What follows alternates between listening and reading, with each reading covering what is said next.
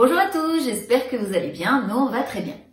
Ça va mon Nini? Tu dis bonjour aux abonnés? Bonjour les abonnés. Alors, vous y croyez?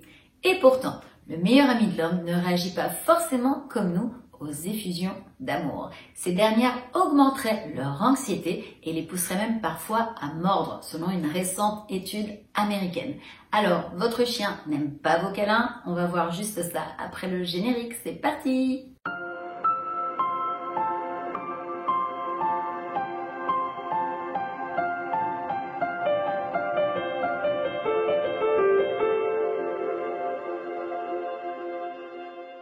Avant de poursuivre cette vidéo, Tito et moi on voudrait remercier toutes les personnes qui sont abonnées à notre chaîne. Merci pour votre confiance et pour votre fidélité.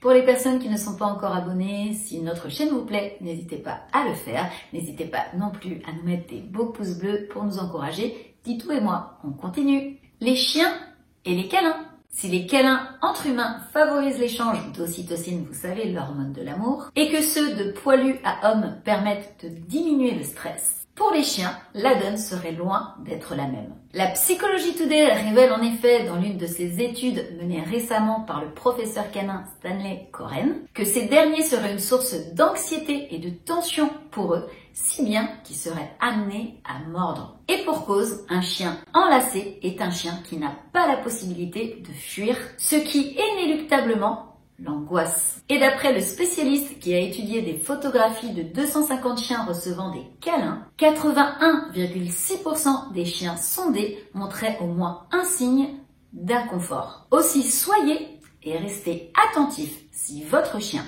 baisse les oreilles, tourne la tête, évite le contact avec votre regard, lève la patte éventuellement, se lèche la truffe ou les babines, laissez-le partir. Comment montrer de l'affection à son chien? Plus que le câlin, c'est la proximité et la force utilisée qui posent problème à votre animal. Le câlin ou la caresse ne sont pas forcément quelque chose de mauvais, mais ce n'est pas toujours bien reçu par notre chien. Il peut nous arriver de caresser notre chien pour le féliciter, mais si nous ne sommes pas attentifs au langage canin, on ne verra pas si ce geste est reçu positivement. C'est un peu comme les humains, certains sont tactiles et d'autres non. Nuance en effet Chloé Fesch, comportementaliste canin et créatrice de nature de chien. Quand un inconnu prend contact avec un chien, il est préférable de lui demander au préalable l'autorisation. Pour ce faire, il suffit de tendre la main à 30 ou 40 cm de sa tête. Et si celui-ci vient sentir votre main, c'est qu'il est favorable au contact. Dans ce cas, il est recommandé de le caresser sous la gorge, sur les côtés, mais jamais sur la tête, explique-t-elle également. Aussi pour elle, il est hors de question de cesser de câliner un chien. Il existe des massages canins qui détendent réellement le chien, mais il faut avoir les bons gestes. Mettre cette activité dans le bon contexte et s'adapter à chaque toutou.